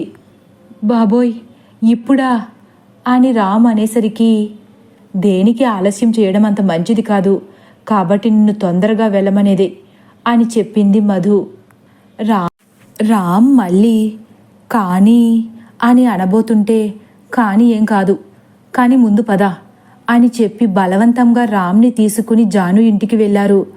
రామ్ కారులో నుంచి దిగేసరికి అక్కడ విష్ణు కనిపించడంతో అలాగే చూస్తూ ఉండిపోయాడు. విష్ణు రామ్ దగ్గరికి వచ్చాడు. రామ్, నువ్వేంటన్నయ్యా ఇక్కడ అనేసరికి విష్ణు, నటించింది చాలు, నాకంతా తెలుసు, నీకు హెల్ప్గా ఉంటుందని మీ వదిన రమ్మంది అన్నాడు. రామ్ మధు వైపు చూసేసరికి మధు నవ్వుతూ, అంటే ఇందాక మనం మాట్లాడుకున్నదంతా విష్ణుగారు ఫోన్లో విన్నారు అని అంది. ఫోన్లోనా అని రామ్ అడిగాడు. వెంటనే మధు, ఇందాక నాకు కాల్ చేసినప్పుడు కట్ చేయకుండా లైన్లో ఉంచాను, విష్ణుగారు అంతా విన్నారు, ఆయనకు కూడా మీ లవ్ ఓకే అని నాకు మెసేజ్ చేశారు, అందుకే నేను కూడా ఆయన్ని ఇక్కడకు రమ్మని మెసేజ్ చేశాను, నీకు హెల్ప్గా ఉంటారని అని చెప్పుకొచ్చింది మధు. థ్యాంక్ యూ వదినా, ఆ అన్నయ్యను చూస్తే చాలా ధైర్యంగా ఉంది అని నవ్వుతూ అన్నాడు రామ్. సరే ముందు వెళ్ళి మాట్లాడిరండి అని మధు అంటుంది. వదినా మీరు కూడా రావచ్చు కదా అని అడుగుతాడు రామ్. లేదు, మీరిద్దరూ వెళ్ళి మాట్లాడిరండి, నేను ఇక్కడే కారులో ఉంటాను అంటుంది మధు. వెంటనే విష్ణు సరే అని చెప్పి లోపలికి వెళ్ళారు. కొంచెం సేపు తర్వాత రామ్ విష్ణు బయటకు వచ్చారు. మధు కంగారుగా రామ్ని ఏం జరిగిందని అడిగింది. దానికి రామ్, మా మావయ్య గారు పెళ్లికి ఒప్పేసుకున్నారు అని చెప్పాడు. వెంటనే అయితే హ్యాపీనే కదా, మరి ఇంకెందుకు ముఖాలు మార్చుకున్నారు, నా జీవితం ఇంతే అన్నట్లు అంటుంది మధు. మా అమ్మగారు బాగానే ఒప్పుకున్నారు, అత్తగారే నహి అంటున్నారు అంటాడు విష్ణు. అదేంటి, ఆయన ఒప్పుకున్న ఆవిడ ఒప్పుకోలేదా అని అనుమానంగా చూసింది మధు. అవును, మా నోడి మామగారు చాలా మంచివారు తెలుసా, ఎంత మంచివారంటే అసలు భార్య మాటకు ఎదురే చెప్పరు, ఆవిడ ఎంతంటే అంతే అని నవ్వుతూ చెప్పాడు విష్ణు. ఓ, ఇక్కడ ఆడవాళ్ళ రాజ్యం అన్నమాట అని నవ్వుతూ అంది మధు. వెంటనే రామ్, వదినా అని కొంచెం ఏడుస్తున్నట్లు అన్నాడు. వెంటనే మధు సారీ అనేసరికి, ఏదో ఒకటి చెయ్యొదినా అంటాడు రామ్. సరే పద, నేను మాట్లాడతానులే, డోంట్ వరీ అని అంది. అలా ముగ్గురు కలిసి మళ్ళీ ఇంటి లోపలికి వెళ్ళేసరికి ఆవిడ కోపంగా చూస్తూ ఉంటే ఆయన మాత్రం ఏంట్రా నాకీ కర్మ అన్నట్లు ఎటో చూస్తున్నారు. వాళ్ళిద్దరిని చూసి విష్ణు మధు నవ్వుకున్నారు. రామ్ మధు వైపు చూసేసరికి సరే పద అని చెప్పి లోపలికి వెళ్ళారు. జాను వాళ్ళ అమ్మగారు మళ్ళీ ఎందుకు వచ్చారు అన్నట్లు వాళ్ళ వంక చూశారు. వెంటనే మధు కాస్త భయపడుతూ, ఆంటీ నేను మీతో కొంచెం మాట్లాడాలి ప్లీజ్ అని రిక్వెస్ట్గా అడిగింది. ఒక్క క్షణం ఆలోచించిన జాను వాళ్ళ అమ్మగారు, సరేరా అని చెప్పి మధుని బాల్కనీలోకి తీసుకువెళ్ళారు. వెంటనే మధు, మీరు పెళ్ళికి ఒప్పుకోలేదంట, కారణం ఏంటండి అని అడిగింది. జాను వాళ్ళ అమ్మగారు, ఎవరో ఒక అబ్బాయి మా ఇంటికి సడన్గా వచ్చి మీ అమ్మాయిని ప్రేమించాను, పెళ్లి చేసుకుంటాను అని అంటే ఎలా ఒప్పుకోగలం? మా ఆయనంటే కూతురంటే పిచ్చి కాబట్టి తను ఏం అడిగినా సరే సరే అంటారు. కానీ నేను అలా కాదు, ఇది నా కూతురి జీవితం, ఎలా ఒప్పుకోగలను అని అన్నారు. అవునాంటీ, మీరు చెప్తుంది నిజమే. కానీ ప్రేమిస్తున్నాను అన్నప్పుడు ఒకసారి అతను ఎవరో ఏంటో అన్నది తెలుసుకోవాలి కదా. నిజంగా చెడ్డవాడే అయితే అప్పుడు వద్దు అని చెప్పినా పర్లేదు. కానీ అసలు తెలుసుకోకుండానే వద్దంటే అర్థం లేదు కదా. రామ్ ఒక మంచి పోలీస్ ఆఫీసర్. వాళ్ళ అమ్మగారు కూడా కోడళ్ళని కూతుర్లులాగా చూసుకుంటారు తప్ప ఆవిడదే పైచేయి అనే అధికారాన్ని చూపించరు. ఇప్పటికే 2 కోడళ్ళున్నారు. ఇద్దరిని బాగా చూసుకుంటున్నారు.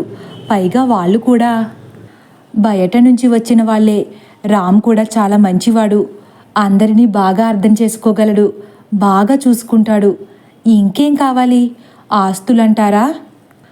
రామ్ బ్రదర్స్ ఇద్దరూ సొంతంగా కంపెనీలు నడుపుతున్నారు అని చెప్పుకొచ్చింది మధు. జాను వాళ్ళ అమ్మగారు, సరేనమ్మా, ఇంతకీ నువ్వు రామ్కి ఏమవుతావు అని అడిగారు.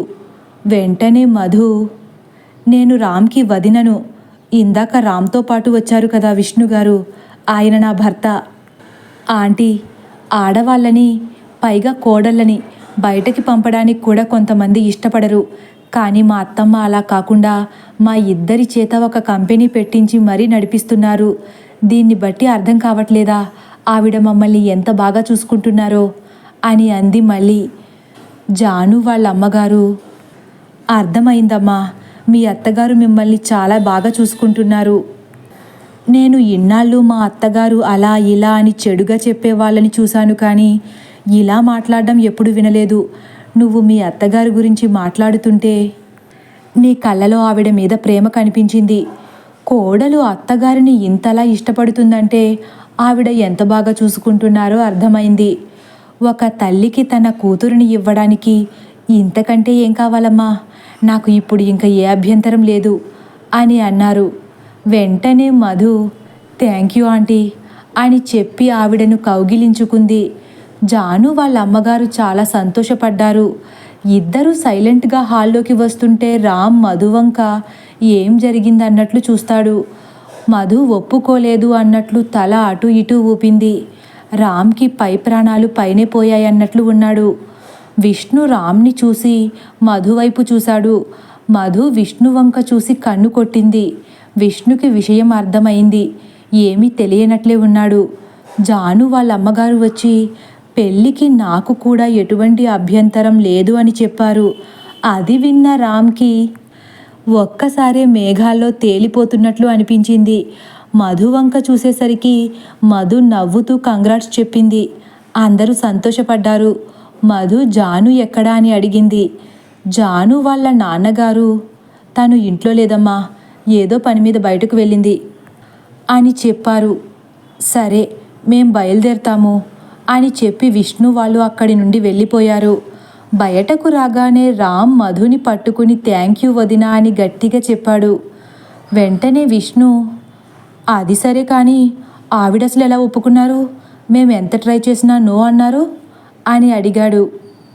ఏం లేదండి, ప్రతి ఆడపిల్ల తల్లికి ఉండే భయాలే ఆవిడికి ఉన్నాయి. నేను ఆవిడతో మాట్లాడాక ఆవిడ డౌట్స్ అన్నీ క్లియర్ అయ్యాయి. అందుకే ఆవిడ ఒప్పుకున్నారు అని చెప్పుకొచ్చింది.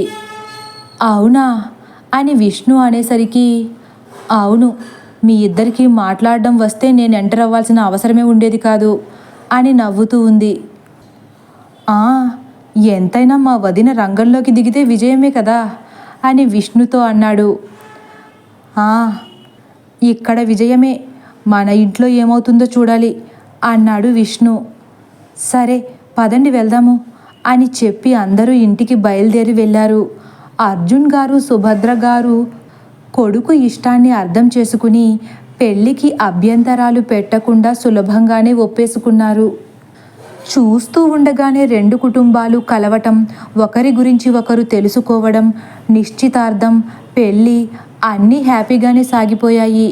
కొత్తగా పెళ్ళైన జంటకి ప్రైవసీ ఉంటే బాగుంటుందని చెప్పి మధు విష్ణులు రామ్ జానులని హనీమూన్ కోసం కొన్ని రోజులు కొడైకెనాల్ పంపించారు.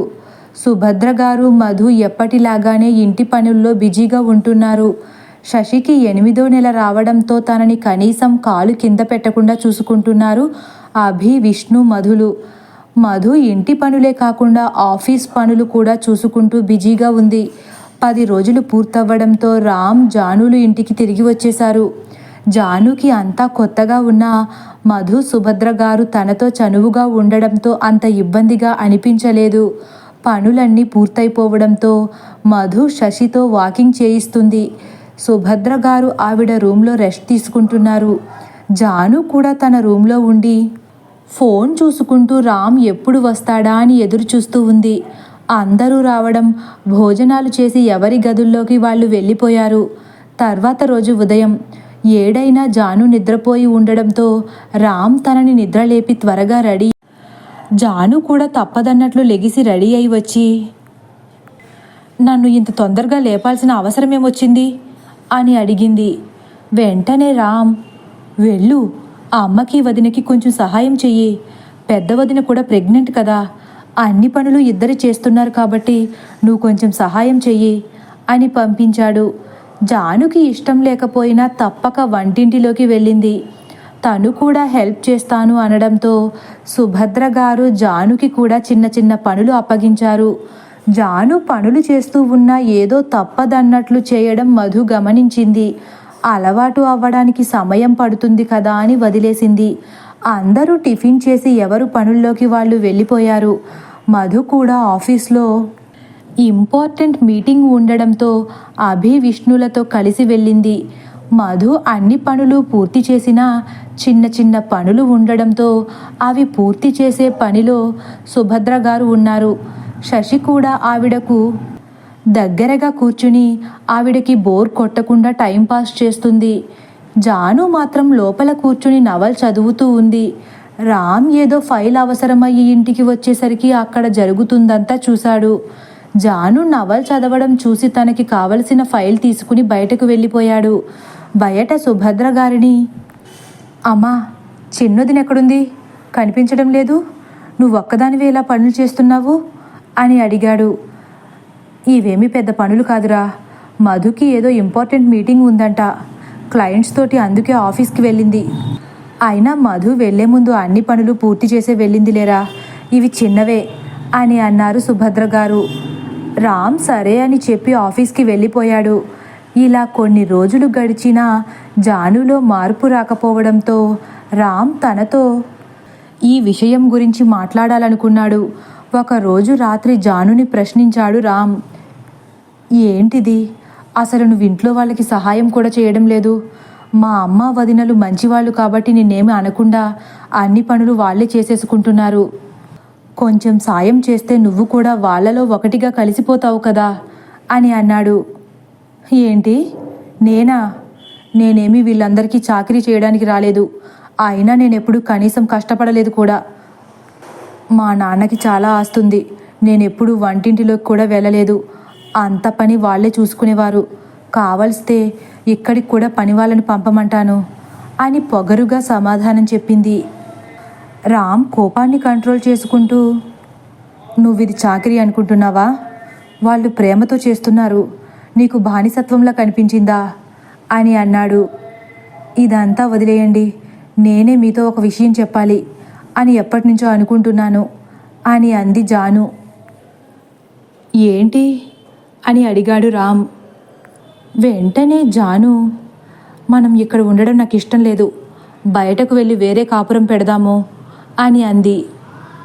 నువ్వేం మాట్లాడుతున్నావో అర్థమవుతుందా అని కోపంగా అన్నాడు రామ్. నాకు అర్థమవుతుంది, మీకే అర్థం కావట్లేదు. ఇంతమంది ఉన్న ఇంట్లో నేను ఒక్క క్షణం కూడా ఉండలేను, కాబట్టి బయటకు వెళ్ళి వేరే కాపురం పెడదాం అని చెప్పింది.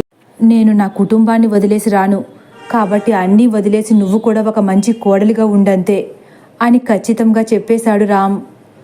అయితే మీరు దీనికి ఒప్పుకోరా అంది కోపంగా జాను.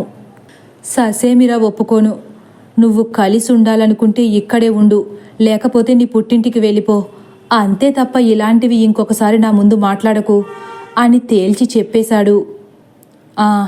సరే అయితే నేను రేపే వెళ్ళిపోతాను, నువ్వు ఇక్కడే వీళ్ళతోనే ఉండు అంది జాను. నీ ఇష్టం, కానీ గుర్తుపెట్టుకో, భర్తని వదిలేసి వెళ్ళిన ఆడపిల్లని ఎవరు గౌరవించరు. నీకు బుద్ధి వచ్చాకే మళ్ళీ తిరిగిరా, నేను మాత్రం నీ గురించి వెయిట్ చేస్తూనే ఉంటాను అన్నాడు రామ్. జాను ఉదయమే అందరితో తన పుట్టింటికి వెళ్ళొస్తానని చెప్పి వెళ్ళిపోయింది. జాను పెట్టెతో సహా ఇంటికి రావడంతో జాను వాళ్ళ అమ్మగారు, ఏంటమ్మా అల్లుడిగా రాలేదా అని అడిగారు. వెంటనే జాను, రాలేదు, రారు కూడా అని చెప్పేసింది. అదేంటి, గొడవపడి వచ్చేసావా అని అడిగారు.